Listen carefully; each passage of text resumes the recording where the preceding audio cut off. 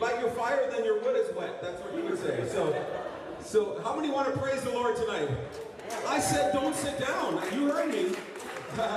You do whatever you want tonight, but there is joy in the house tonight, right? We want to see Jesus lifted up tonight, right? And so I was supposed to do the welcome here tonight, and so welcome, and let's worship. Here we go. We're going to hear from Tyler a little later. How many of you want to hear a reboot testimony tonight from Rock Lake Ministries? How many of you want to hear that tonight? 2 people? Come on, how many people want to hear a reboot testimony tonight? I love it. I love it. Let's just praise him together tonight.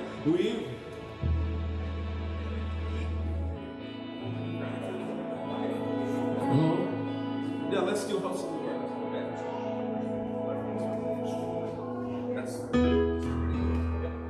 We worship the God who was.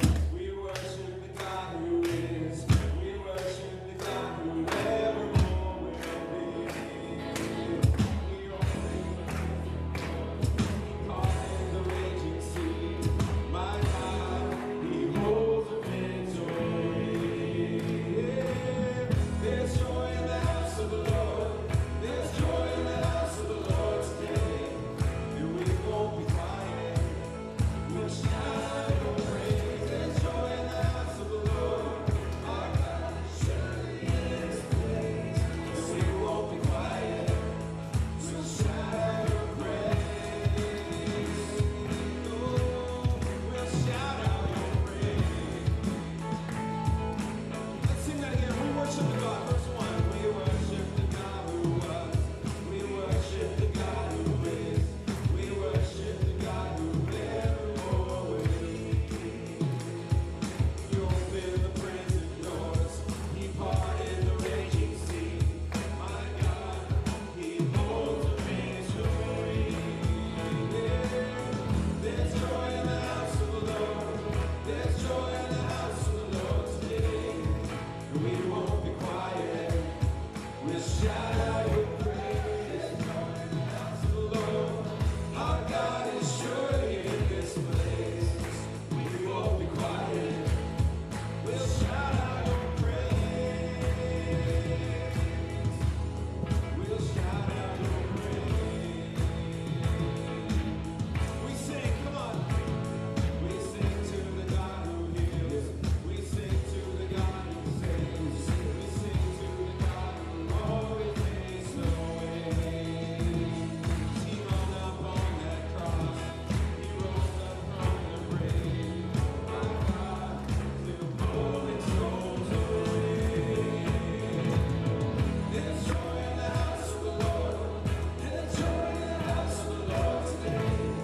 And we won't be quiet. We'll shout out your praise. There's joy in the house of the Lord. Our God is surely in this place. And we won't be quiet. We'll shout out your praise. We'll shout out your praise. We were the beggars, now we're royalty. We were the prisoners, now we're running. We are forgiven, accepted, redeemed by His grace. Let the house of the Lord sing. Let's sing that again. We were the beggars. We were the beggars. Now we're royalty. We were the prisoners. Now we're running free. We are forgiven, accepted, redeemed by His grace. Let the house of the Lord sing.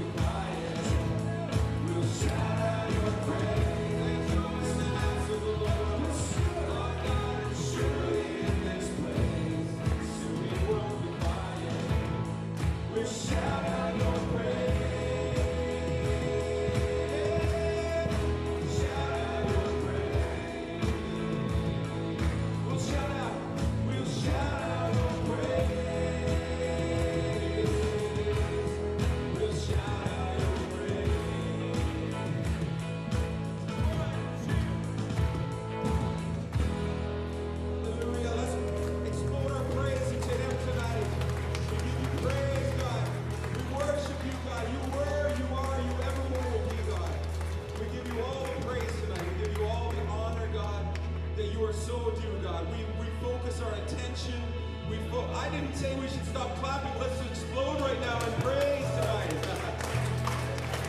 We focus all of our attention and all of our affection on you tonight, Jesus. Thank you, Lord. Hallelujah.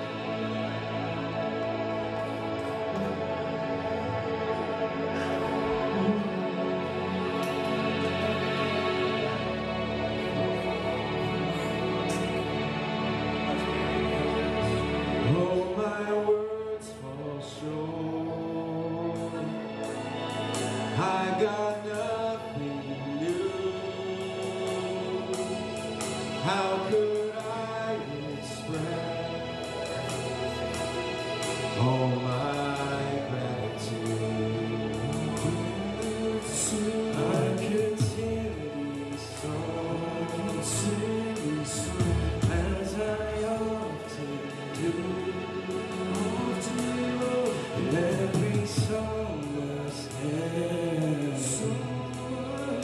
and you never do. So I throw my hands and praise you again and again. 'Cause all that I have is a hallelujah. Hallelujah. And I know it's not much, but I'm nothing else fit for a king, except for a heart singing hallelujah.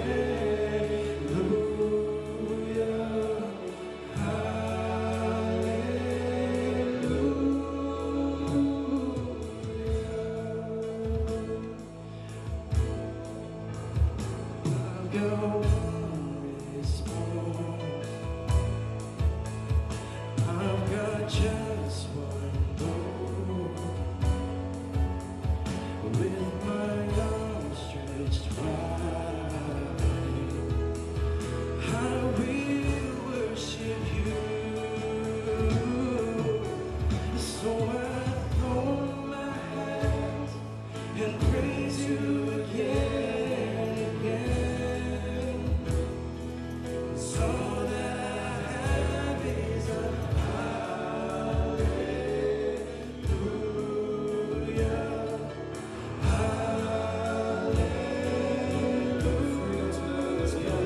And I know it's so much, but I'm nothing else but wait for a king.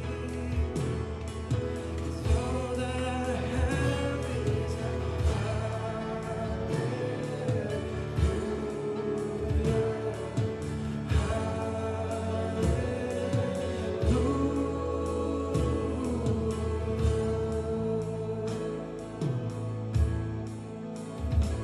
So come on, my soul, don't you get shy on me. Lift up your song, 'cause you got a lion inside of those lungs. Get up and praise the Lord. Come on, encourage your soul tonight. With the lions in our lungs tonight. Come on, let's pray. Come on, my soul, don't you get shy on me. Lift up your song, 'cause you got a lion inside of those lungs. Get up and praise the Lord.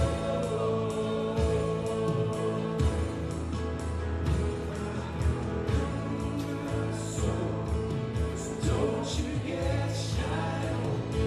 Lift up your song, 'cause you got a lion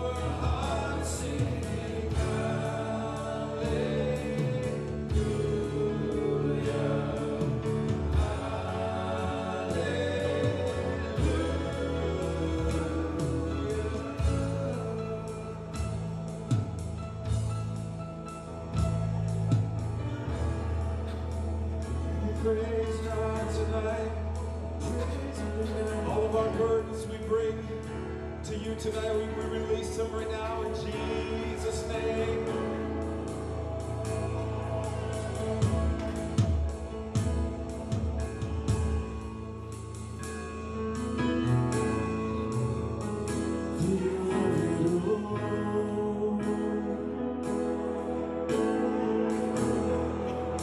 You're worthy of it all.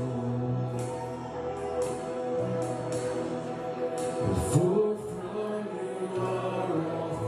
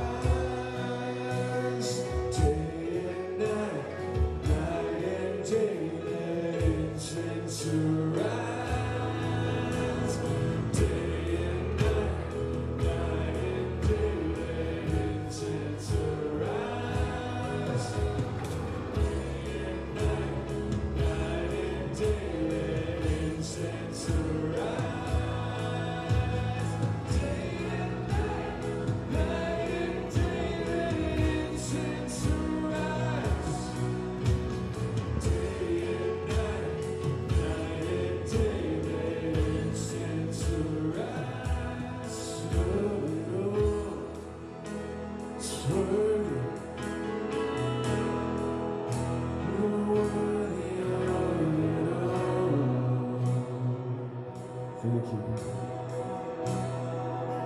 For from you are all things, to you are all things, and you deserve the glory.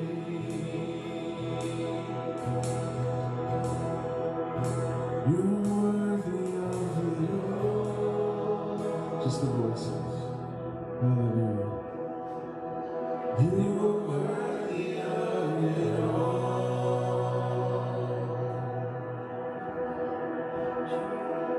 From you are all things, to you are all things.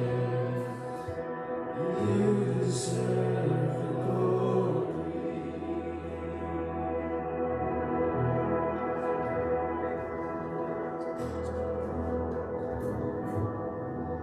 We're going to pause just for a second. Don't even pause, just keep flowing. So we launched a program last year called Reboot, which was nothing like what we thought it was going to be, staff or students. And the idea was, there's just moments in life sometimes, no matter how old you are, where you need a landing spot. Just things have happened, you know, and you need a family, you need a community. And it seemed like over the last few years, people were landing here. It seemed like they just had nowhere else to go. And they weren't homeless yet, but they didn't know what to do. And so we launched Reboot, and we had one student, that was Tanya, and we were like primed for a really small winter. And then I was praying for help in the fall.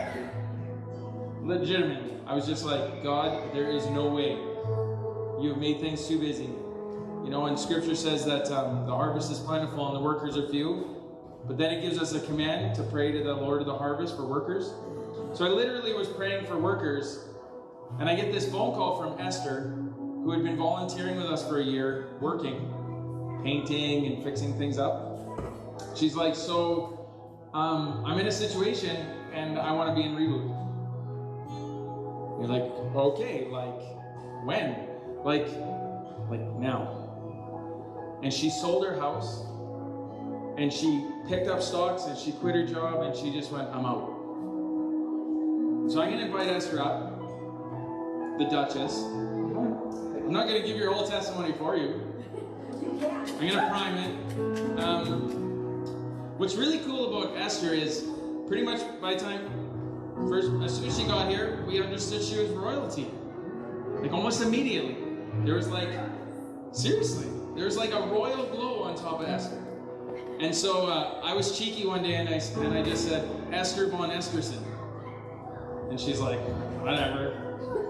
And what Esther really needed to understand this year is her identity as a daughter, as a princess. And so it stuck. And so we called it that for a couple of weeks until that all fell off and we just said the Duchess. So legitimately around here, this is the Duchess. She's royalty. And it kind of fits, it's awesome. So, it fits. It fits. So what I want you to do is just share anything you think people should know about your experience here this year, because you are literally, I think, to the day, 1 month away from graduation. So, you want to share with people what this has been like for you this year?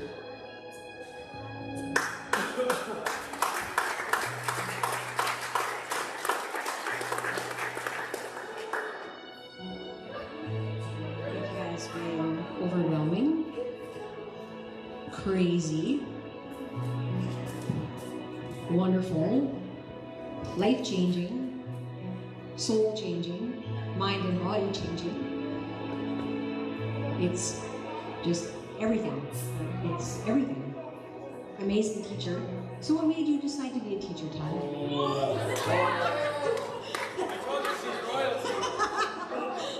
Just thought I'd try to switch that.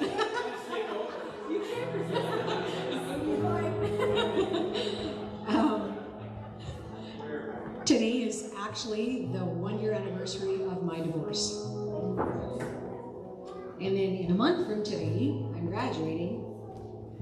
And then mid-September, I'm leaving, because this is a 1-year program. And God has literally given me a home church, already a place to live, and a possibility of a job. I've done lots of jobs, I've been a manager all over and done all kinds of stuff. But here, I just turned 57 2 weeks ago, and I just feel like this is my do-over to do something different. Not do what I did, but to do something different. And having been here, I just really learned that what I was is maybe parts of what God has made me to be, who I'm meant to be, but there's so much more going forward. And from here, I'm just going forward. No more backwards. We had an analogy in class one day. I grew up on a farm, driving tractor, plowing the field, and seeding, and you don't look behind you when you're seeding, because that's when everything goes wrong. You look forward, and you just keep looking ahead and forward to what's next and what's going to happen next. And that's what I'm looking forward to. Going to miss being here like crazy, but I'm definitely going to be coming back all the time. I have a solid room there, that's mine. I painted it, it has me all over it. I came with my wall hangings and my family pictures and my bed. So it's been great. It's been more than great. Thanks, Esther. Nice big hand for Esther and the other students. This has been it was a long year for them. I mean, we go 6 days a week, so like we get 1 day off if they're lucky, and we are 7 in the morning till like 11 at night every day, 6 days a week. It gets intense for them, but obviously life altering. So let's so you. You know what I love? I just want to take that just a moment, and I want to say, like, I love the concept of Reboot. I'm getting to know it a little bit here. I love it. I'm getting to know a lot of people here at the camp, and gotta flip the switch. How's this for a brand new microphone? Come on, somebody. Yes. Sometimes you just gotta flip the switch. Somebody write that down for yourself right now. Hallelujah. Hallelujah. Instead of flipping out, flip the switch. So good.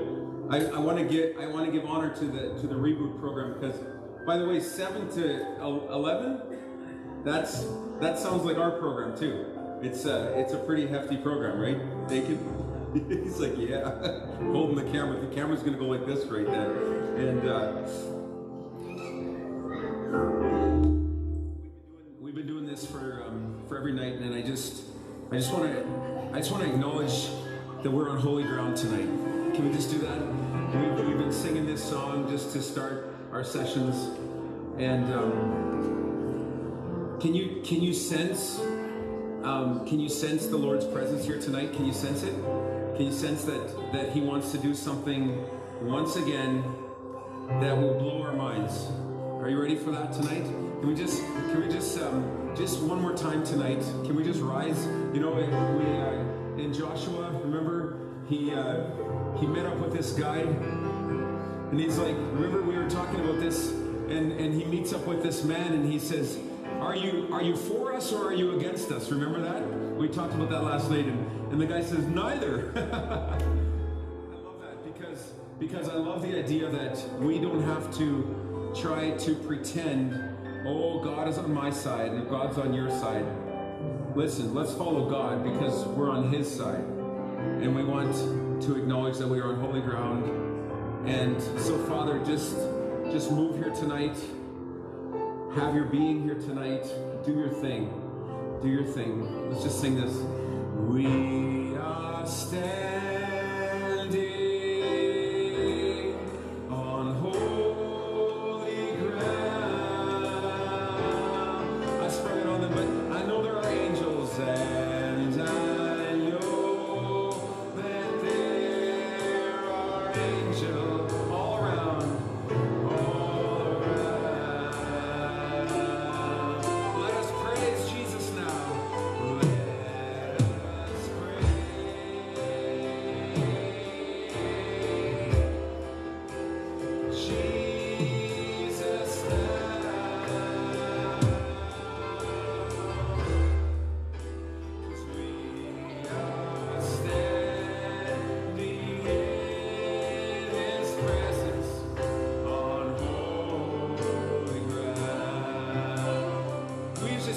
Can we sing it twice tonight? Just declare it right now. We are standing on holy ground, on holy ground.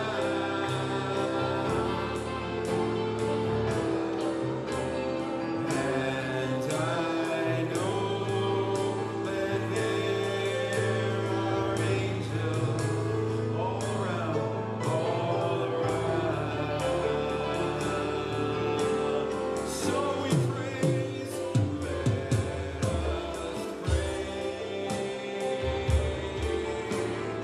We praise Jesus, Jesus now.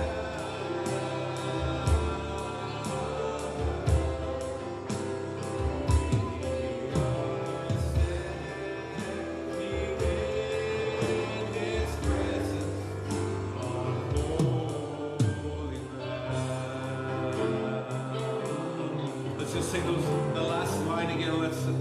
We are standing in His presence on holy ground. Hallelujah, hallelujah. Just keep on playing, Dave. Just before you sit down, just say, just turn to your neighbor and just say, this is holy ground here tonight. Yes, yes it is. Yes it is. And turn to your other neighbor and say, and you're part of it. Even though you were my second choice to turn to. Right? Or an empty seat. Joshua 24, verse 14 and 15. I told you we jump around a lot in Joshua. So we're going right to the end of Joshua's life, and he's at this place where he has served, he has conquered and conquered and conquered and conquered. We're going to look a little bit at that tonight too. And he has seen many victories. And so he's giving his farewell address to the people that he's been leading. Joshua 24, verse 14 and 15. And he's giving them a challenge at the end of his life, and a lot of you know this challenge, right? But just read this with me or listen to this. He says, so fear the Lord and serve him wholeheartedly. Put away forever the idols your ancestors worshipped. Put them away, right? When they lived beyond the Euphrates River in Egypt. Serve the Lord alone. But if you refuse to serve the Lord, then choose today who you will serve. He's like, I'm not forcing you, but make your decision. Would you prefer the gods your ancestors served beyond the Euphrates? Or would it be the gods of the Amorites in whose land you live now?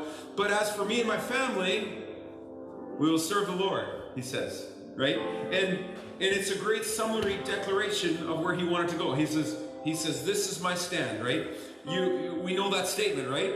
You see it. A lot of people have it in their entrance. It's like you see it in different people's places. Usually, Grandma Weeb has done the crocheting of it. You know what I mean, right? You know what I'm talking about, right? And bless her heart, right? But Grandma Weeb knew that she would serve the Lord, and she wanted me to have it too. You fill in the gap. You know what I mean. I'm not making light of it, but it's the declaration, right? So we're doing something. We're on night number 2 of something that we call the Joshua Encounter, and the reason that I wanted to share it with you is because it's just a little taste and see of something that we are part of this whole summer in Adult and Teen Challenge. If you can go to the second slide, and I just want to show you. I mean, we're part of a big family. So this was a couple weeks ago at the Summit Church in Thunder Bay with all the men and women of our Thunder Bay ministry, and you'll see men and women being changed in Thunder Bay, and you'll see men and women's lives being changed in our Dryden location, and you'll see tomorrow night, if you're here, you'll see some amazing visitors from our Adult and Teen Challenge Manitoba Women's Campus that are going to be here tomorrow night to share some testimonies, and Denair Beach, Saskatchewan, just across from Flin Flon, and then of course downtown Winnipeg. Come on, hello Winnipeg, right? And so there's a lot of stuff going on in our ministry, and we have a men's campus in Steinbach, and we have how many of you have visited one of our super thrift stores? Yeah. So it's just something that we love to run. We love super thrift, and we love thrifting. You can get $5 coaches there. No, I'm just kidding. That's an inside joke. If you were here a few nights ago, we probably wouldn't put a coach like that into our store. But we love clean stores. We love well-organized stores. And I like to think that you can come for a shirt, but you leave with an experience, because everywhere there's testimonies on the walls. We shamelessly play Christian music in our stores. And so we have 5 stores actually throughout Central Canada, and so it's really neat to see when that God is moving. Thank you to all of the band members that have done so much. You guys don't need to sit up here all night. It's going to be 2 hours or so, but you can if you want. No, it won't be 2 hours, but you can. I've just asked Dave to stay in his office here tonight because isn't Dave an awesome leader? And we're so blessed. And I guess you could say we went through a mentorship together, and after he graduated the program, I got to work with him for quite a while, and I'm really blessed by him. And we don't actually get to work together too much anymore because he has really taken the mantle in Winnipeg, and they're really blessed to be under his worship leadership every day. Slide. I just want to go to. I just want to, tonight we just want to talk a little bit about direction, and the reason direction is so important is obvious. We like to know where we're going, right? And if there might be 1 or 2 extra sheets and stuff from the workbooks and stuff, if you like to take notes, but really the story of Joshua is so much about direction, because he took over from Moses, who was the superstar, right? And he was the person that took them out of Egypt, and he led them up until the promised land, right? And here's Joshua, and he takes them from the old land into the new land. And I'm gonna grab my Bible. This is a touch off script, and I want to just share one thing with you in the book of Joshua. And I just feel like I have just a quick little word for you out of Joshua chapter 3. And some people ask me, I love the New Testament, don't get because they're like, why you're in the Old Testament all week long? And some people are like, yo, Terry, why are you always in the Old Testament this week? And my answer is pretty simple, because it's in the Bible. Are you with me? Okay. I love the Bible. We're gonna use the New Testament a bit tonight, but I love the Old Testament because the Old Testament has such real, raw, powerful stories. We're gonna learn about kind of like a twisted dude named Achan tonight a little bit, and some of the problems that he created, and we're gonna learn more about Joshua, and we're gonna learn about a few of these people. But I want to start with something because this is part of the story of Joshua. But in Joshua chapter 3, the Israelites, it's the story of the Israelites crossing Jordan, and I sense this week a couple of things. I sense that some of you are praying very intently for your loved ones, and we're gonna actually in your little book there, I just put something in there that absolutely wrecked me recently when I was just getting it ready, and I just revised it a bit on just a really effective way to pray protection over your loved one, especially when they are not in a place where they should be. And some of you will be like, I know exactly what you're talking about, so I don't even need to explain it more. But some of you are there right now. You're in that place. Your loved one, things are not right in a relationship, or things are not right in their own personal life and in their walk. And it's just it's an incredible prayer that you can pray over them. And we've kind of worked through this when we go to different places. our different campuses. But we're going to be studying Joshua at every campus this summer at Adult and Teen Challenge. And really, Adult and Teen Challenge is about freedom from addiction, but it's about introducing people to Jesus Christ as that process and as our anchor. And that's kind of counter-cultural. It's not something that our culture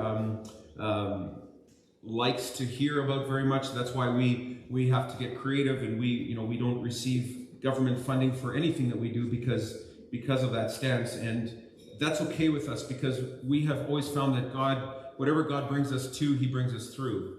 Are you with me? Right? And so, Tyler, you know that with your ministry, right? Like, if God brought us to it, He'll bring us through it, right? And so that's what we stand on. And that's why I wanted to talk about the crossing of the Jordan, because God brought them to the Jordan, but He also brought them through the Jordan. And for some of you, there's a couple of verses I want to highlight. In Joshua 3 verse 5, it says, "Then Joshua told the people, 'Purify yourselves, for tomorrow the Lord will do great wonders among you.'" We're going to talk a little bit about purifying a little bit tonight. But what I love is he told. So it says the people left their camp to cross the Jordan, and so in verse 14, I'll just pick it up there. It says, "So the people left their camp to cross the Jordan, and the priests who were carrying the Ark of the Covenant went ahead of them." Now, the Ark of the Covenant was the representation of God's presence, right? And that's why it was a holy thing, and that's why the priests would carry the ark ahead of them. They wouldn't touch it; they would carry it on poles, and so it would go ahead as a sign that God's presence was going ahead of them. And I love this part of the story. It says, "But as soon so they were carrying the Ark of the Covenant, went ahead of them." Verse 15, "It was this harvest season, and the Jordan was overflowing its banks." We know a little bit about overflowing banks this spring, right? And even the lake is still high, right? "But as soon as the feet of the priests who were carrying the ark touched the water at the river's edge, the water above the point began backing up at a great distance away at a town called Adam, which is near Zarethan, and the water began below that point, flowed into the Dead Sea." So what I want to just point out here is that some of you have been brought to your Jordan River, and you need to step into the river in order for some sort of amazing miracle to be activated. And that may not be the case for everybody, but some people that'll make sense to you, that you're going to need to make a step towards that miracle. Okay? So do you receive that tonight? If that's you, I just wanted to tell you that tonight. I love this summary that Joshua makes. "I will serve the Lord." And so slide, that's what the first big thing that I want to tell you tonight. Joshua chapter 24, if you have family, you'll understand that, right? If you have any idea, any plans to make a family ever in the future, there's no better summary statement that you can make that you are going to serve the Lord, right? This is why a lot of times that's why a lot of times, like I said, we go into someone's home and you see grandma has crocheted it for us and given it to us as a gift, or we have put it up in our entrance, that this is our declaration. This is who we're going to serve. And so we're going to look at two main thoughts tonight, okay? I will serve the Lord, but we're going to look at two main thoughts tonight. One main part is going to be dealing with the past for ourselves, and we're going to talk about that, full obedience. And there's no better way to move forward than to release the things that you're carrying, right? And the second thing is we're going to just discover just a couple of things that I have learned in the study of Joshua and in general about how important it is to about some things that we need to do in order to move forward and to make that step. Okay, and so we'll talk a little bit about that. So slide. I need a volunteer tonight. Is there someone that can be a volunteer? Totally. Come on up here. Perfect. Now, just for the sake of everybody, what's your name? Mervin. Mervin turned 19 today. Today. Today's Merv's birthday. This is off script, but I don't know. Can we sing happy birthday to him? This was not planned. I didn't know he was going to be the volunteer, but hey, man, it's your loss. You get embarrassed because you volunteered to come up here on your birthday. So Dave, give us something here. So, happy birthday to you. Come on. Happy birthday to you. Happy birthday, Dear Mervyn, 19, by the way. Happy birthday to. All right, good. You're welcome. Happy birthday. He blesses us all, right? Every single time I come here, I'm blessed by Mervyn. So, so now we've got to focus again, Merv. Thanks for being the guy that came up here. Now you took 2 minutes of our time here tonight because of your birthday. Okay. So Mervyn, what's this? A cup of water. Couple. Well, it's not full, right? It's a half full cup of water. You gave away my punchline, Merv. Actually, I was going to ask you a question. I'd like you to hold this cup, and I'd like you to hold it out with your straight arm and just at least level here like this. Okay? Yeah, that's perfect. That's awesome. Just kind of hold it there. I do have a question about this cup of water. And yes, I expected that people would think that I would ask, is the glass half full or the glass half empty, right? But that's not what I'm going to ask tonight. I'm going to ask you, how heavy is it? Right now, not so bad. How heavy is it? I'd say about half pound. Not half pound. I never want you to make a burger for me, Merv. Just saying. I'd rather have Silvio make burgers for me. I'd say it's about 3 ounces. Okay, actually, it doesn't matter how heavy it is, right? It actually doesn't matter, and this is why I don't think it's really that matter. So, it really depends how long you hold it, right? It depends how long you hold it, and that's how heavy it's going to get. Are you with me tonight? Okay, so if you hold it for a minute, no problem, right? You can do that. I felt your shoulders, man. Like you do some working out around here. You probably, you carrying trays and doing dishes and whatever. So it's not going to be a big deal. 1 minute is not a big deal. You'd hold it for 10 minutes. You probably would have a little bit of an ache in your arm, probably, and you wouldn't admit it. I mean, we could test it, right? We could just have Merv just sit here all night, or stand here all night. Let's just see if hey, it's already starting to tilt a little bit. I thought you were like the right guy for this. You gotta be on the level for sure. Just keep it. Yeah, thank you. All right. So if Merv, you'd hold it for 10 minutes and you'd be all right, probably for a bit, right? You hold it for 20 minutes. You'd probably start feeling a little bit of tingling going on. After an hour, if you could do it, you probably would start feeling numbness, right? And you might not even feel that it's there, and you definitely would be tempted to see the sagging happening and stuff like that. But really, would you agree with me that it doesn't matter how heavy this is? It just depends how long you hold it, right? Can I tell you something tonight? That all of the burdens that you ever have had to carry in your life, it doesn't matter how heavy they are, but they'll always get heavier the longer you hold them, right? Yesterday we have a saying, and we have a saying, and you see it in front of you in Adult and Teen Challenge.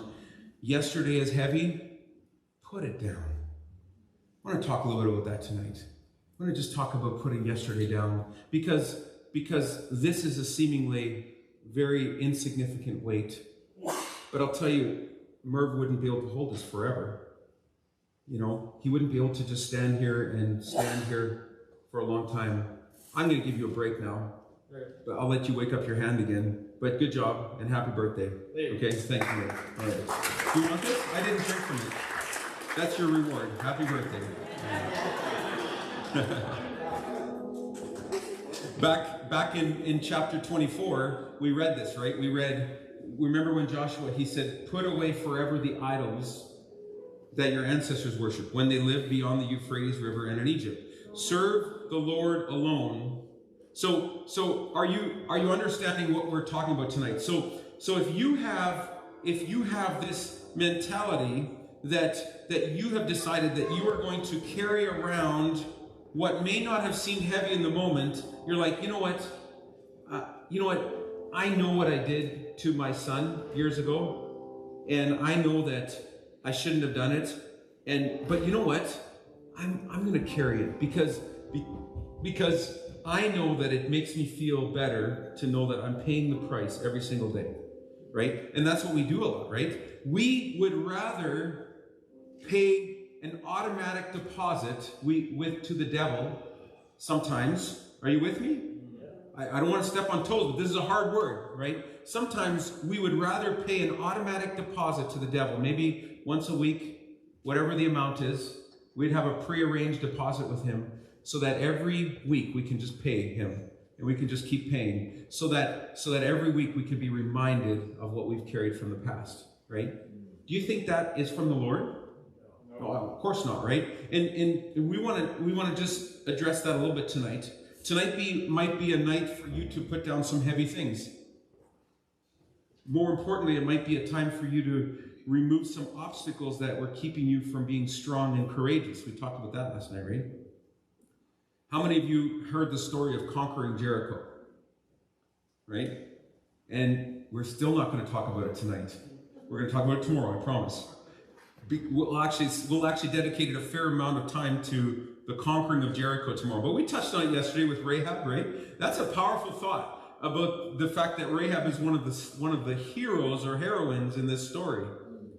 But what God was asking of the Israelites was that they would give complete obedience. So I want to talk tonight, I want to talk about complete obedience. Joshua 6, verse 18 and 19. So again, I make no apologies for this, but we are bouncing around a lot in Joshua, okay? And it's going to help us with just understanding the picture of this. This is not a chronological, expository type of, going through it word by word and verse by verse. This is us looking at the big picture of a great story. Joshua 6, 18 and 19. So they're getting ready to go into Jericho and to take over Jericho. And God, through Joshua, gives an instruction to them. He says, do not take any of the things set apart for destruction. So he wanted full destruction, right?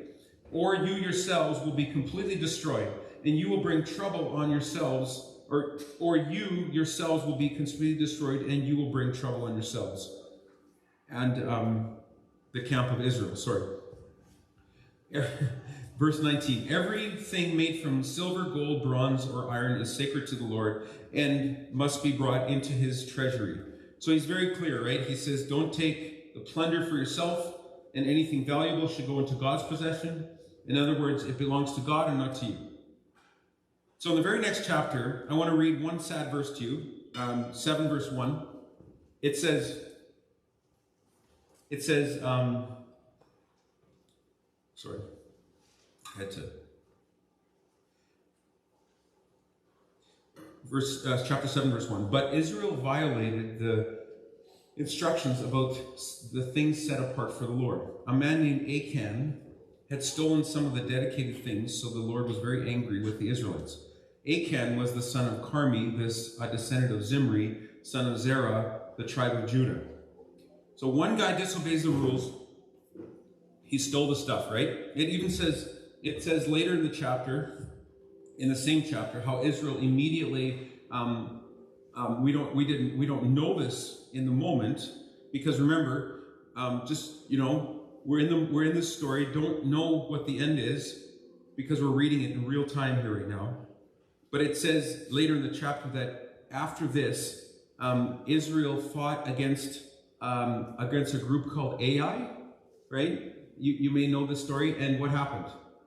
They lost, right? And so it's very interesting. So they lost their first battle after this thing happened with Achan. It was a secret sin. And in verse 16, so we're in chapter 7, verse 16 now, it says, early the next morning, Joshua brought the tribes of Israel before the Lord, and the tribe of Judah was singled out. Then the clans of Judah came forward, and the clan of Zerah was singled out. Then the families of Zerah came forward, and the family of Zimri was singled out. it's like a process of elimination. And every member of Zimri's family was brought forward person by person, and Achan was singled out. Verse 19, then Joshua said to Achan, my son, give glory to the Lord, the God of Israel, by telling the truth. Make your confession and tell me what you have done. Don't hide it from me. And Achan replied, it's true. I have sinned against the Lord, the God of Israel. Among the plunder I saw a beautiful robe from Babylon, 200 silver coins and a bar of gold weighing more than a pound. I wanted them so much that I took them. They are hidden in the ground beneath my tent, with the silver buried deeper than the rest. So Joshua sent some men to make a search. They ran to the tent and found the stolen goods hidden there, just as Achan had said. You'd think, well, he told the truth, so it's good, right? Not really. But they found it exactly like he had said, with the silver buried beneath the rest. They took the things from the tent and brought them to Joshua and all the Israelites. Then they laid them on the ground in the presence of the Lord. Then Joshua and all the Israelites took Achan, the silver, the robe, the bar of gold, his sons, daughters. I'm in chapter 7, verse 24. Cattle, donkeys, sheep, goats, tents, and everything he had. And they brought them to the valley of Achor. Then Joshua said to Achan, why have you brought trouble on us? The Lord will now bring trouble on you. And all the Israelites stoned Achan with his family and burned their bodies. They piled a great heap of stones over Achan, which remains to this day. This is why the place has been called the Valley of Trouble ever since. So the Lord was no longer angry. I understand Tyler when he said this morning, I don't focus too much on the Old Testament because there's a lot of law and judgment there. Okay, so I'm a grace kind of guy. If you know anything about me, like honestly, in our ministry, in fact, we actually often reflect on the value of having law people and grace people, because there's a lot of value in that. So I've learned a lot about law, not in Old Testament type of law, but in law being that it's really important to be completely obedient, right? It's so important, and so I'm a grace kind of guy. I love to be positive. I mean, I would love it if we could jump from sunshine to pillowy clouds to Reese's Pieces, and I'd be good. I'd be like, this is perfect for me. Let's just be positive all the time. Anybody like that? Just be honest. That's me. I'm just being honest, right? That's how we like to be. And some of us are like, I don't understand that, because the rules are the rules, and there's such value to both sides of that, right? But we learn as well, though, that we can learn a lot from the other side, whatever side is opposite of ours. But I also recognize, I have to remind myself that God is holy, okay? And he's so holy, there's no one like him, and he's created things, and no one else has created things like he has. And so he wants all of us, right? I just want us to be reminded of that tonight. Like, he wants all of us. He doesn't want part-time Christians. He doesn't want part-time commitments. He wants all of us, because there's a perfect plan for us, and the more we give full obedience to him, the more we're going to get that perfect plan implemented into our lives, and it's going to be success for us. It actually will be successful for us. And so this kind of relationship, so he wants all of us, and that might sound really upside down because some of us have had a really traumatic past. Some of us have had, and I acknowledge that, some of us have had very, very dark and maybe abusive or maybe oppressive pasts. And this kind of extreme law, it just brings out in us everything that from our past that shouldn't be brought up again. You know what I mean? And I recognize all of that, but this kind of relationship from God is different, right? This is not religion, this is relationship. And he loves you so much. And he knows that the best outcome for your life and for my life is complete obedience. And so I'm just focusing on that a bit tonight. Call it the hard word part of what I'm talking about tonight.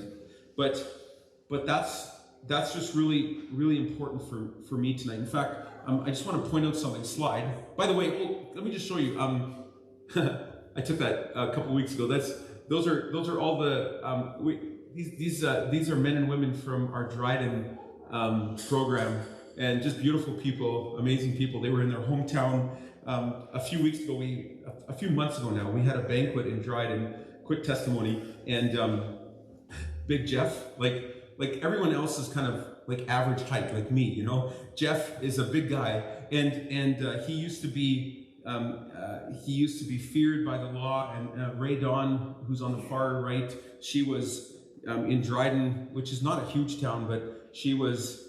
I think there was 28 stores. She told me that had permanently like kicked her out, and she could never come back. And that's how, you know, that's the kind of reputation they had. And so we had this banquet, and they all came out in the front, and they did this dramatic testimony called Truth versus Reality.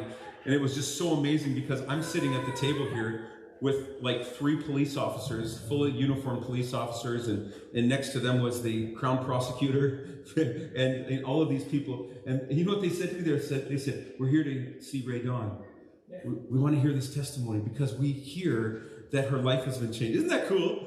Isn't that, I mean, that's Jesus, right? We're big on Jesus, okay? No apologies for that. But that's why I had to put that in there. But let's go to the next slide. I wanted to show you a quick chart. And if you have this paper in front of you, I just wanted to show you in the next slide that God has a great plan for you. God also had a great plan for Israel. Did you know that? God wanted Israel to be successful. In fact, if we know anything about Joshua's leadership was defined by conquering, right? His leadership was a transitional leadership. They went into the promised land and they had a bunch of battles. So what I want to point out here tonight is, if you look, there's a place of battle which usually implied who their opponents were. And if you notice that the first battle was against what?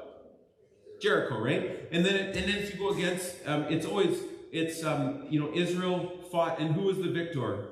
It was Israel, right?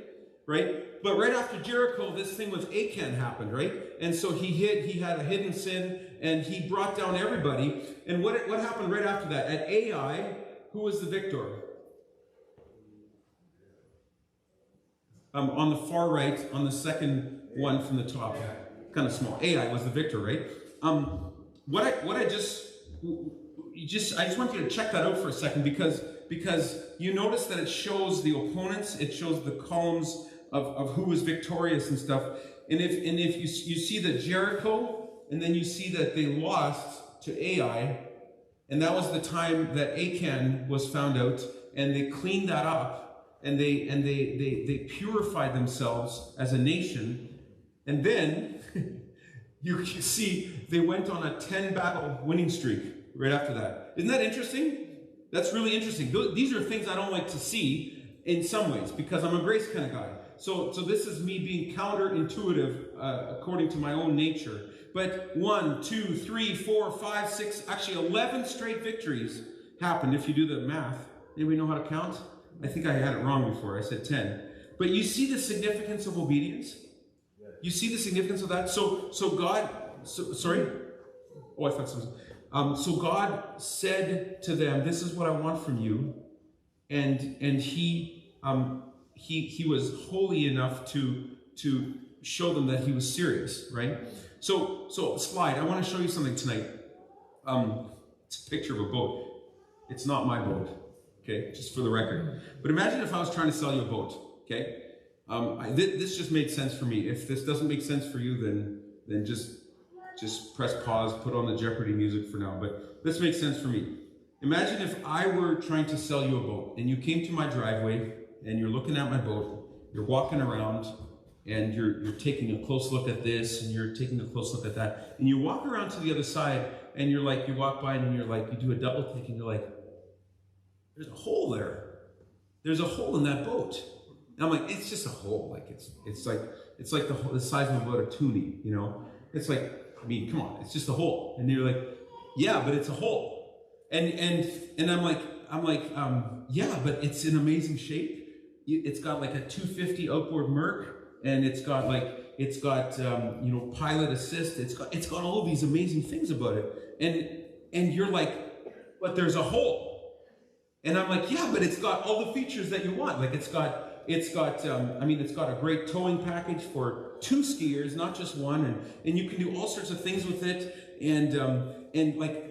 What kind of problems could a small hole be? And you're like, it's a hole. right? But I'm like, just relax, okay? Like, honestly, look at how big the boat is. It's just a small little hole. And you're like, it's a hole, right? There's a problem here, right? Because the bilge pump, how many of you have been in a boat before or know, how big is the bilge pump hole? It's like about this big, right? There's a problem. Because as soon as that boat looks really good until it hits the water, right? And then it looks good at the bottom of the water, at the bottom of the lake. You know what I mean? There's a hole there. And so sometimes that's how we treat our lives, because we're like, we see that there's a small problem, and we see that there's a small little weight that we're holding, and we think, well, what's the big deal here? What's the big deal? And God says to us, he says, there's a hole, but I know how to fix it. But you gotta let me, you gotta let me put it down. The hole, it might be yesterday, it might be the burden you're carrying. We treat our lives a lot like that, friends, right? We're going into the lake with our boat, and we quickly realize that the small problem multiplies into a pretty big problem very quickly. Part of obeying God is obeying the leaders that he's put into our lives, right? Whether we like them or not. I just want to do something here tonight, and it's a way for us to just look at inside of ourselves and inside of our history. And this is just a guide, okay? Call it a miniature version of a deliverance.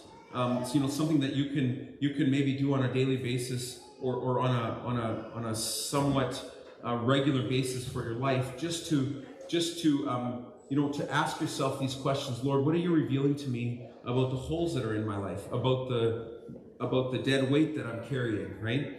And so they're written down for you if you have those papers, but I'm also going to put them on the screen shortly. But there's some space. If you have some space, if you have a place to write something down, just kind of reflect on this. Partly tonight, but we won't take a lot of time with this. But I just want us to take a look into ourselves, because the best thing that we can do sometimes is to be honest with ourselves, right? And so one of the things I'm just gonna, sorry brother, I'm gonna do this. I need to know what everybody's looking at. Sorry. One of the things that if we go to the next slide, I just want to ask 10 questions tonight, okay? This is just a guide. So it's just a little bit practical.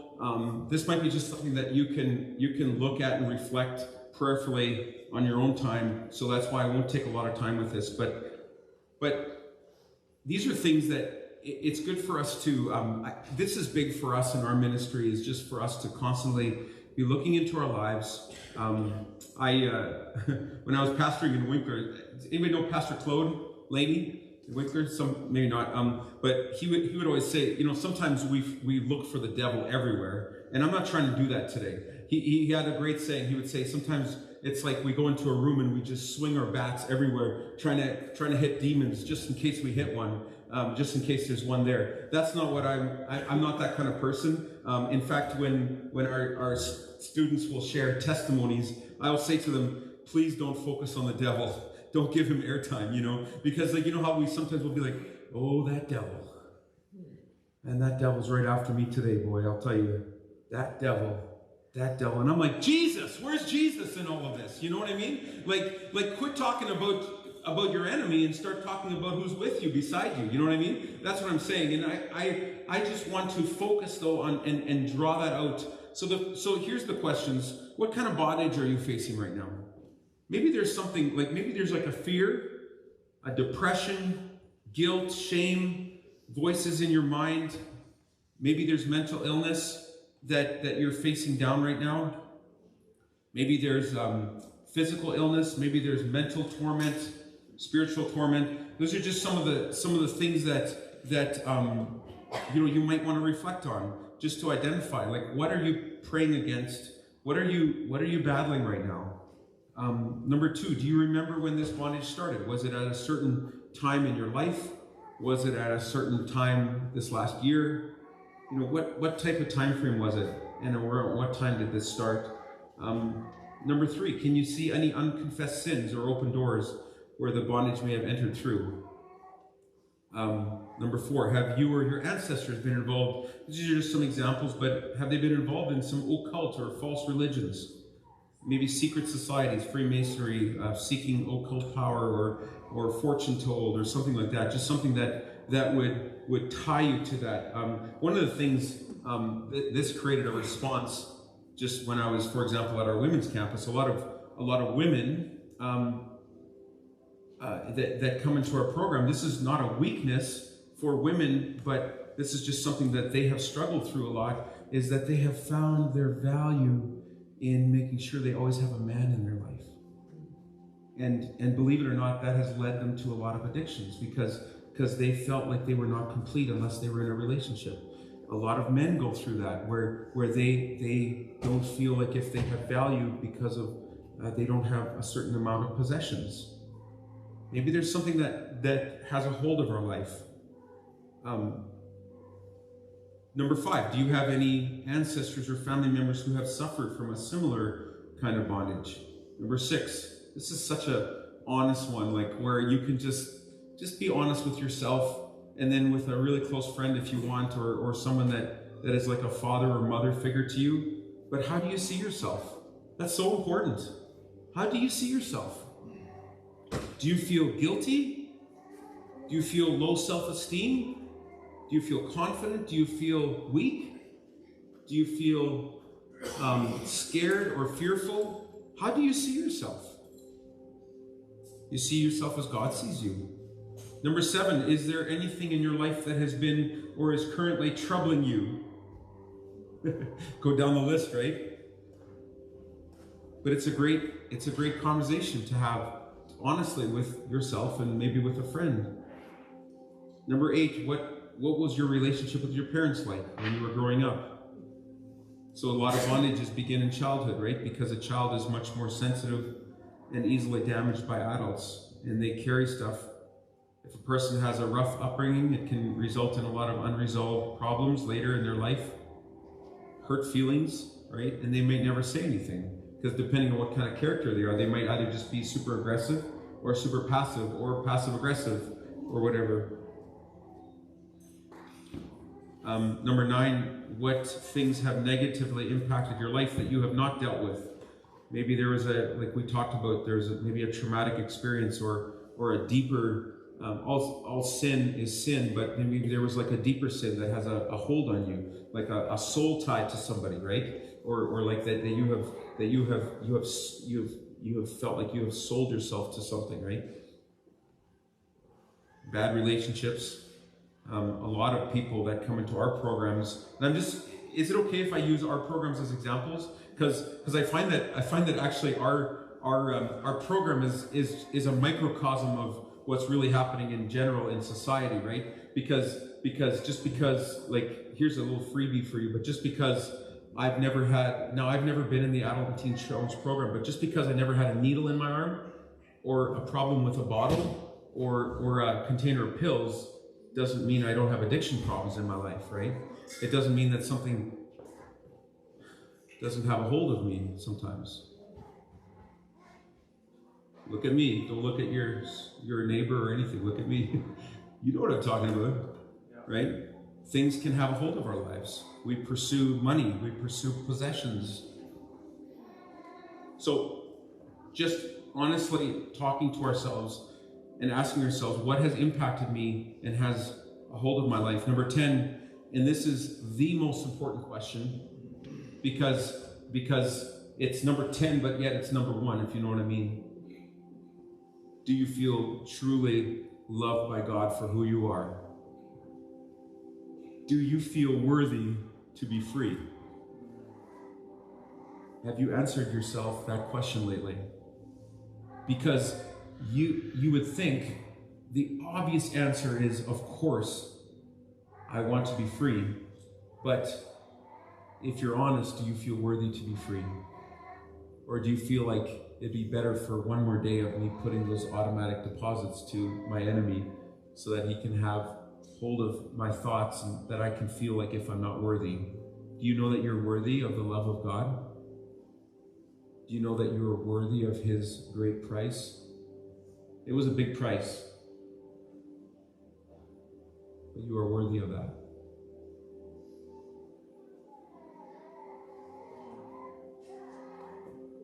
God wants us to be free. We read this, we looked at this last night. John 8:36, if the Son will set you free, you are free indeed. But it's so funny how that works, because sometimes we prefer our prison cells. It's actually a real thing. There's a lot of prisoners that especially are in long-term sentences, that they have just gotten so used to being in prison that they are actually afraid to be released.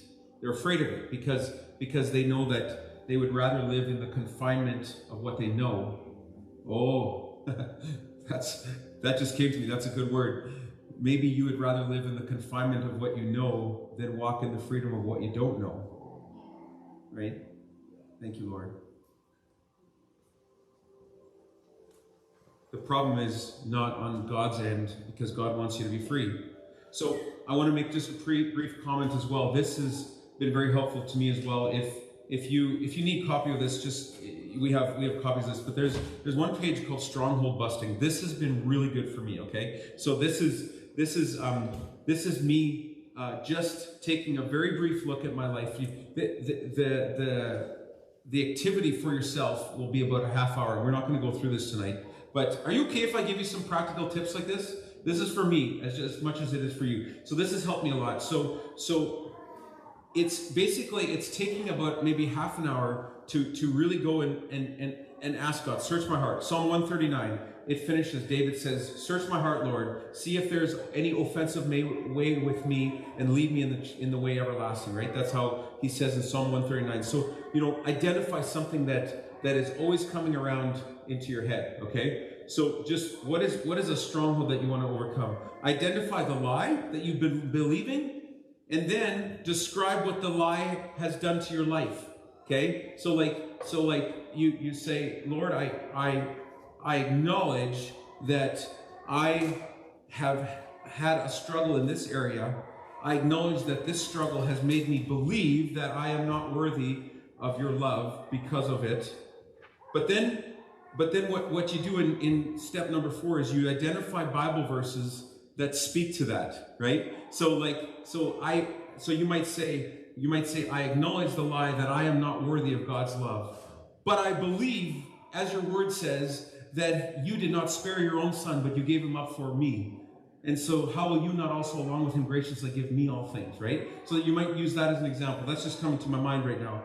And then you write that out as a declaration, and you read the Bible verses out, and you put them into your declaration. And here's what you do. Do it for 40 days.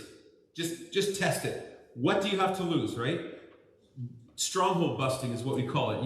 It's like it's something that we got from some people in Winnipeg that work with Freedom in Christ Ministries.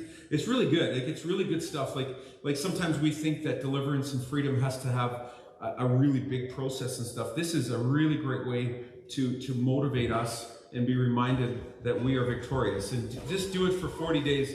See if anything changes. I think it will. Okay? Is that fair? Are you guys with me? Yes. Are we tracking here tonight? Okay. How's our time? Okay. The other tool that I've put into here, and this this was really powerful with one individual that I was able to pray last night, because sometimes we don't know how to pray for our loved ones, especially if they are in a stronghold, because we're just like, Jesus, just go into their life, but we don't know how to pray for them. This is such a great prayer, you guys. You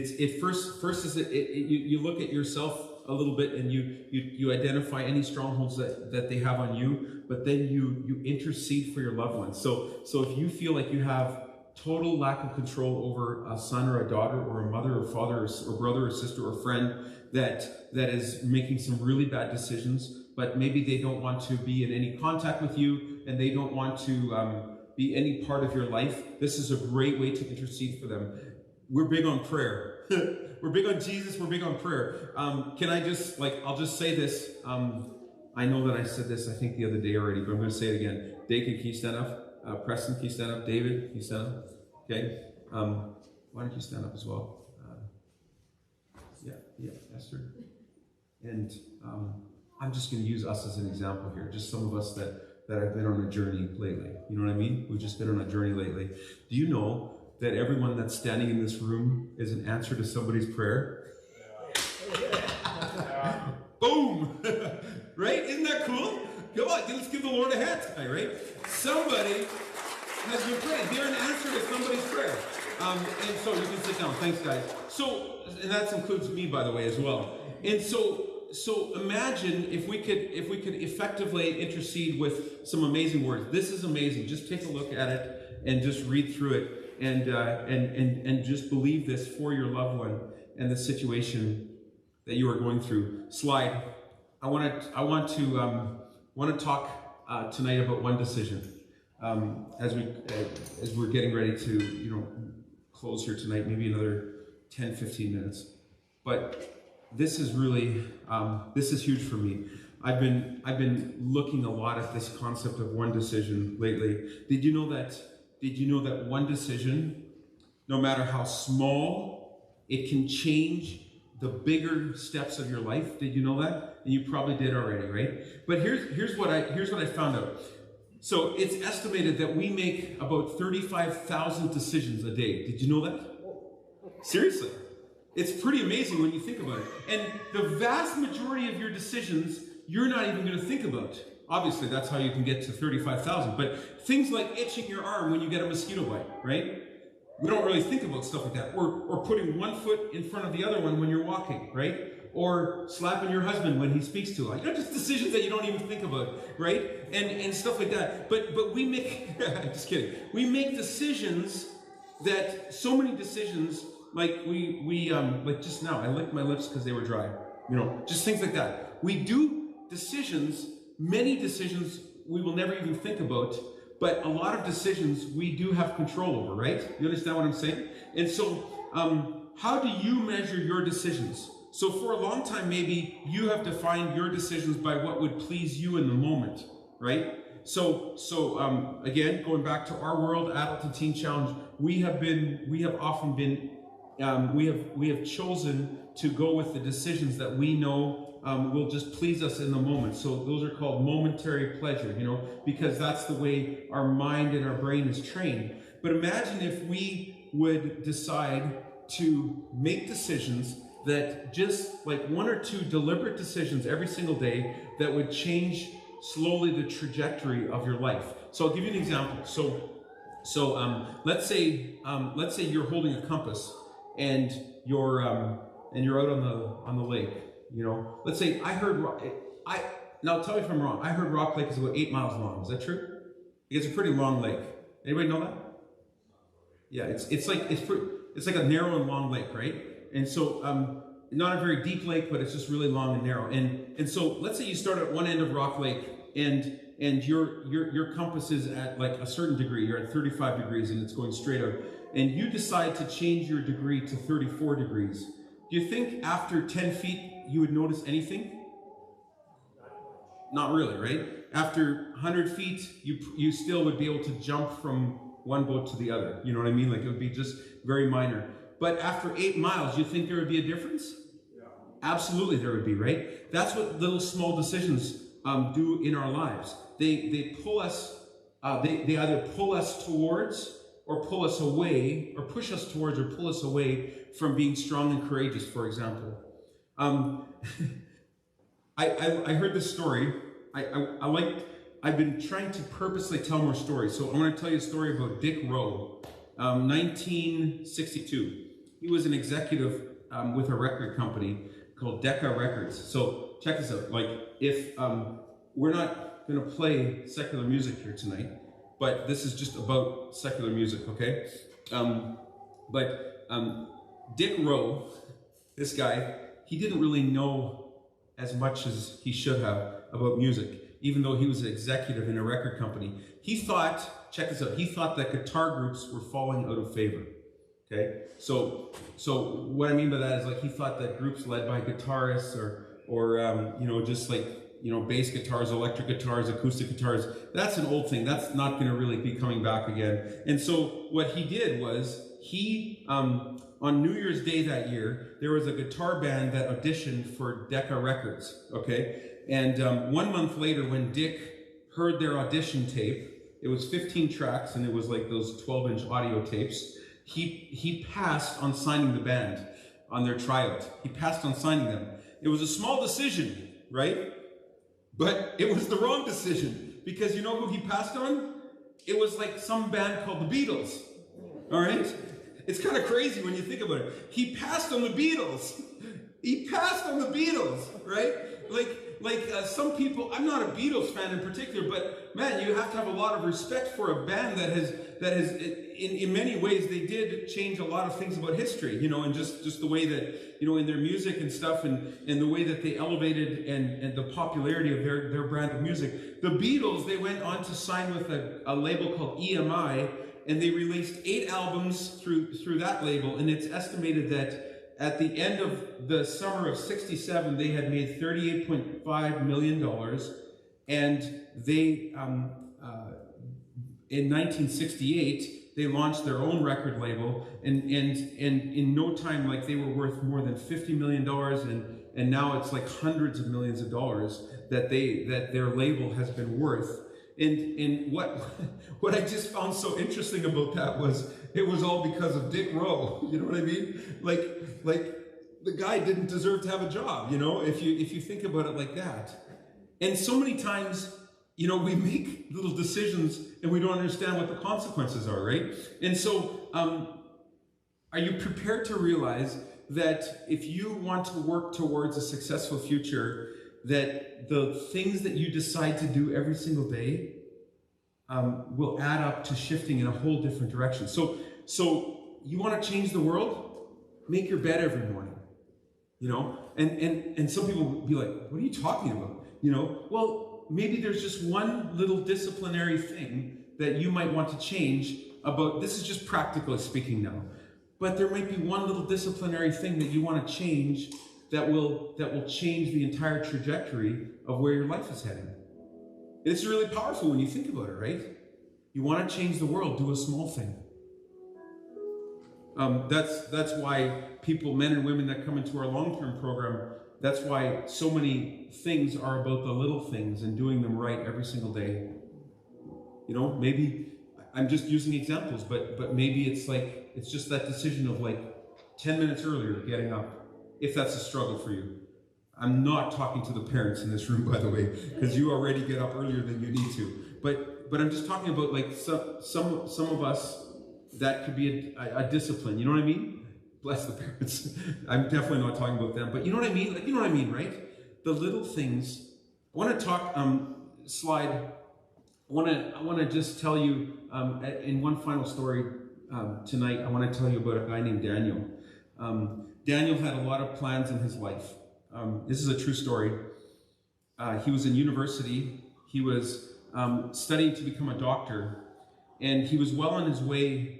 And one day his father got sick, and he didn't know how to deal with the pain. And so he's well on his way to success. He's well on his way to developing a great future for himself and stuff. His dad got sick. His dad had ALS, or Lou Gehrig's disease, and I remember I work with him. That's the punchline, but we'll get to that in a second. But I remember hearing him say that, I was studying to become a medical professional, but yet here was a disease that had no cure. That didn't make sense to me, And so it hardened his heart, and so very quickly, his father died, and so he very quickly tried many different ways to numb the pain.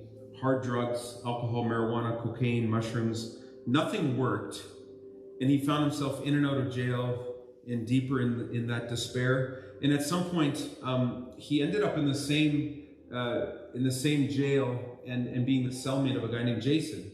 And this is where the story kind of gets crazy, because he found himself running into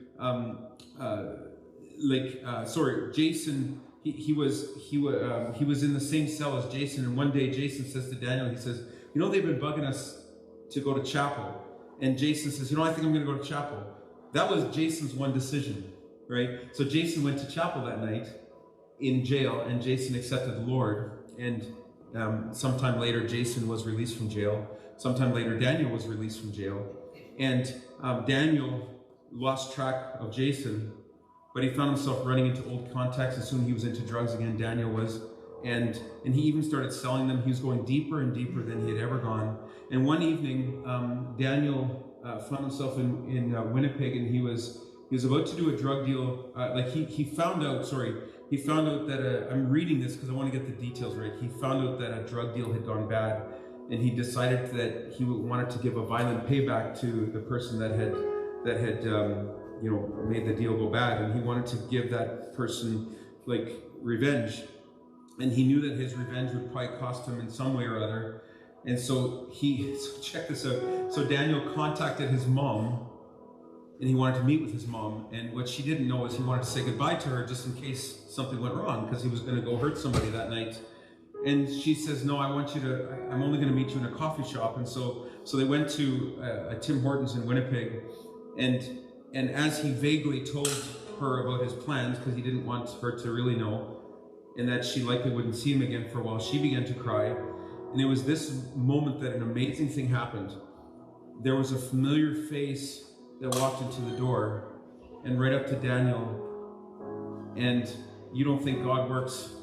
And the face went right up to Daniel, and Daniel was ready to get up and defend himself, because this guy was weird.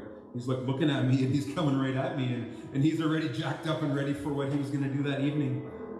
And he said, Daniel, do you remember me? It's Jason. And remember we shared the cell together and stuff. And I have no idea why I'm running into you tonight, but God just told me to tell you that whatever you're supposed to do tonight, you're not supposed to do. That this really happened, okay? He walks up to him, and of course Daniel had his guard up, and he's like, what's going to happen with this guy? This is like a weirdo with joy in his face that's coming towards me. It must be fake. And Daniel found out from Jason, and Jason proceeded to tell him that evening that after he had left jail and made that one decision to go to chapel, right? After that, he had decided to go into a program that was called Adult and Teen Challenge.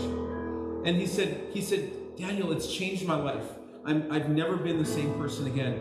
And if God did that for me, he can do that for you, he said to Daniel. And Daniel's like, this is bunk.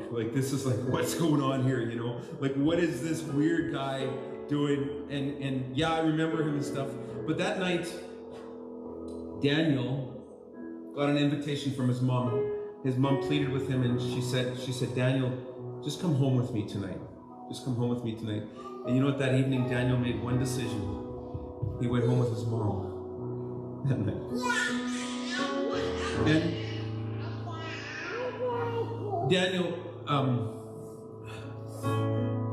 Daniel eventually as well, he decided to go into the Adult and Teen Challenge program. And not only did he finish the program, he went through, we have an internal training program called Surge. It's kind of like a emerging leaders, people that graduate. And Daniel went through that program. It completely changed his life. He began to become a leader within the ministry.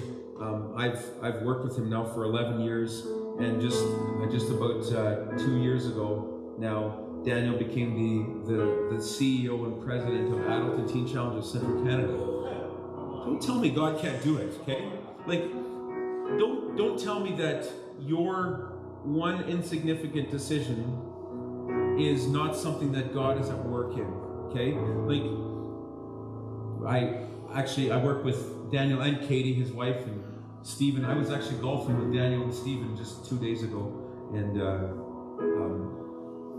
don't tell me that God doesn't do amazing things, okay? I'm gonna drop the mic, not the new mic. I'm gonna put it down, okay? It's a figure of speech. Settle down, Matthew. But we're gonna drop the mic. We're gonna be out of here after this weekend. You might never see us again. But I want you to remember one thing about us and our time here. Well, one thing in two parts. Jesus makes a difference in your life and has a plan for your brokenness. Okay? And secondly, it will invariably come down to the one decision that you make. That's it. That's what I want to tell you tonight. And so all because of one decision, this happened, that happened. That's a crazy picture on the left, right? I said to Daniel, I said, send me some before and after pictures. And I was like, whoa, he sent them all right, you know what I mean? And I'm just thinking to myself, like, this is now a man who leads, like we don't, anything that we boast is in the Lord, but he now is a leader of a ministry that has 120 staff across 3 time zones, and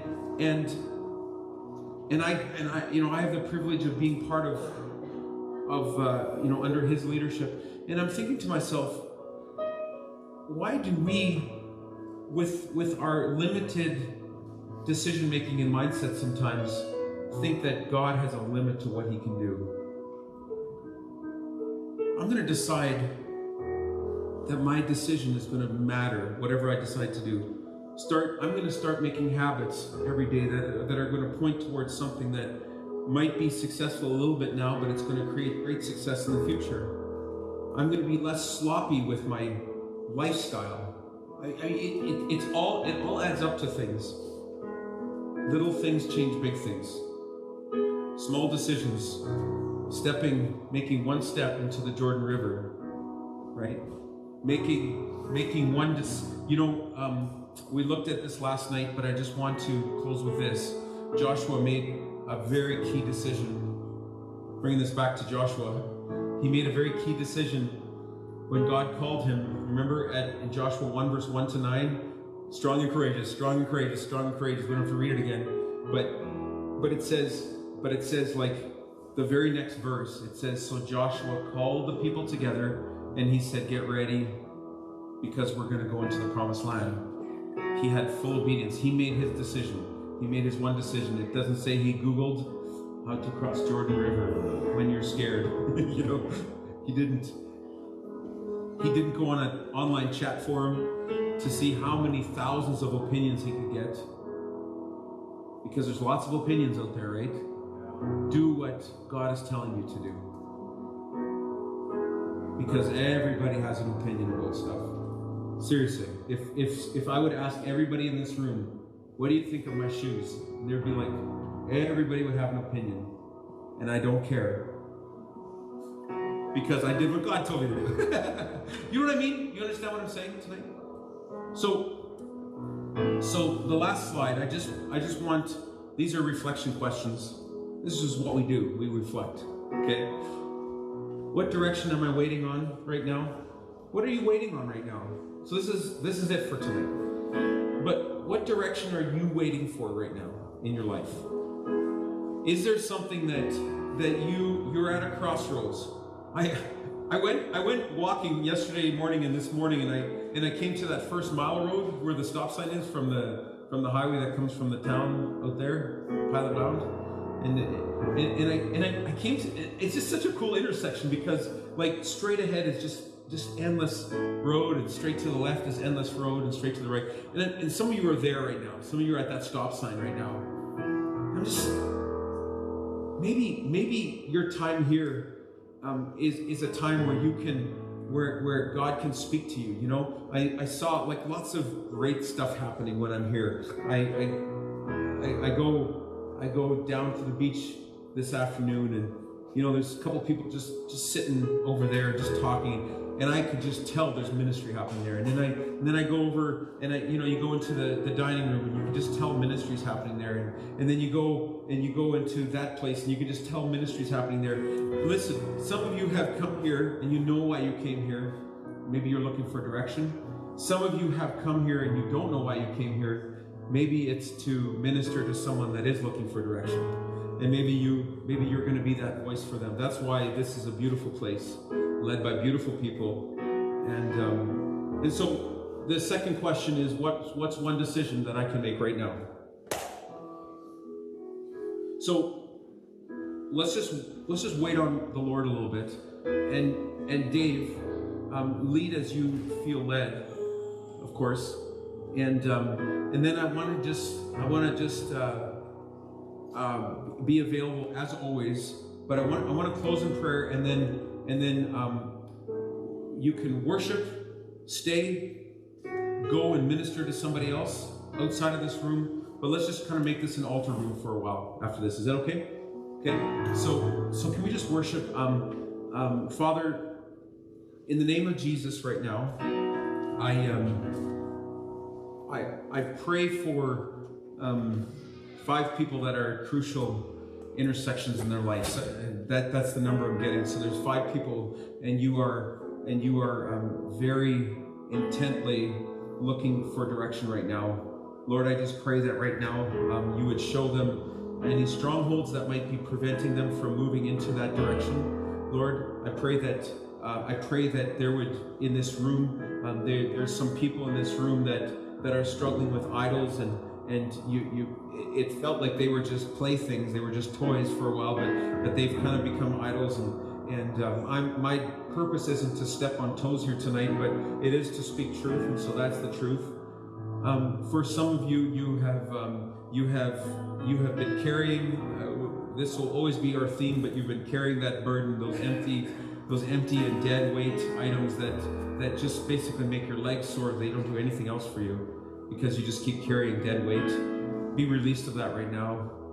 Be released of that. Be willing to release it, because sometimes we like to hold on to the payment plan. And so I just pray freedom right now for someone that is doing that. I pray for someone right now in this room that is really struggling with. They have a prompting in their heart for a small decision that they know they need to make, and it feels like you kind of feel like it's such a small thing, but I don't want to go there, because if I go there, then it's going to be one thing will lead to another thing, will lead to another thing. But maybe that's what God is asking of you. Maybe it's something about your health. It's just a health decision. Just a little thing. So Father, right now I pray for all of those needs that have come here tonight. I pray that you would restore joy right now where it has been abandoned, and it has left someone feeling empty in this room, God. I pray that a great first step for them tonight would be that you would return to them the joy of their salvation, and then things would start being added to them, God. Lord, I pray for someone in this room right now that has lost their ability to feel grateful for things, and I speak against and I pray against a spirit of cynicism in this room. Someone that feels like, what in the world is happening to this world? It's going to hell, and I don't think I can do anything about it. Lord, I just pray that would be gone right now in Jesus' name, and that they would embrace and understand that you are still doing great things. Father, I pray for someone in this room that is feeling prompted for the very first time to receive Jesus as their Savior. There is no better day than today. Today is the day of salvation. So let them do that, Lord. Let them do it quickly, and let them do it enthusiastically and without hesitation. Thank you for your love, Lord. Thank you for your grace. Can I ask, as you are able, can you stand here tonight? And can we just put ourselves into a posture of receiving here this evening? And thank you for joining us here this evening. Thank you for being a blessing to the people around you. But as we stand, can we just worship tonight? And can we just worship our way out of here? If you need prayer tonight, I'm here. Others are here. You know who leads at this camp. If you want one of them to be praying for you, in you.